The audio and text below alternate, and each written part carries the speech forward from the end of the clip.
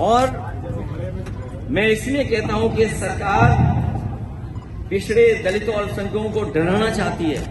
कई मौकों पर हम लोगों ने घटनाओं में देखा है, उनके काम करने के तरीके को देखा है, क्योंकि वो जानते हैं कि पीडीए की ताकत 2027 में सपा को साथ दे रही है। सपा के साथ खड़े हैं पीडीए के लोग, उसे डराएं धमकाएं, और वो डराना धमकाना हम लोगों ने देखा था।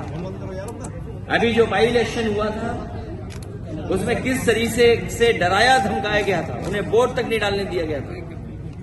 ये बड़ी साजिश थी, और मैं कुछ उदाहरण हाल के ही देना चाहता हूं।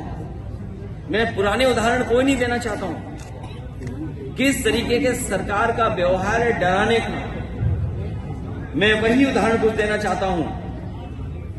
हालांकि कुछ बातें जो घटनाएं हैं उसमें कुछ मिलकर के कुछ और फैसले हुए हैं, लेकिन जो घटनाएं हम लोगों ने देखी और हाल में हुई हैं, इलाहाबाद में एक दलित को जला के मार दिया गया क्योंकि उसने जाति विशेष के लोगों के गेहूं काटने से मना कर दिया।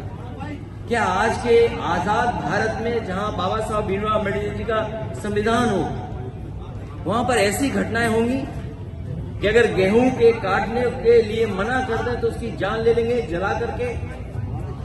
कल आगरा में अभी कुछ दिन पहले और कई दिनों पहले, कई वर्षों पहले भी घटनाएं हुई हैं। उन घटनाओं का मैं जिक्र नहीं करना चाहता हूं, कस्टोडियल डेथ की मैं जिक्र नहीं करना चाहता हूं, लेकिन कुछ दिन पहले आगरा में बारातियों और दूल्हे को घोड़ी से उतार के मारा क्योंकि वो बाबा साहेब अम्बेडकर जी का गाना बजा रहे थे।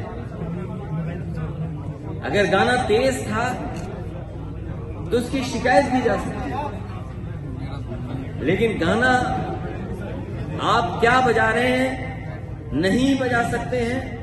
और किस तरह का व्यवहार रहा। इसी तरह इटावा में निषाद युवक को उसके फेसबुक पोस्ट के लिए मारा और अभी तक कोई कार्रवाई नहीं हुई है। अभी हाल ही में फेसबुक पोस्ट लिख दिया, उसने वीरांगना फूलन देवी को लेकर के कुछ लिख दिया, उसको मारा और अभी तक मारने वालों पे कोई कार्रवाई नहीं हुई है। आजमगढ़ में एक दलित दंपति पुलिस से कह रहा था कि आप चल के मेरी बेटी छुड़ा दीजिए। जाति विशेष के दबंगों ने उसे बंधक बना लिया, उसका रेप कर रहे थे।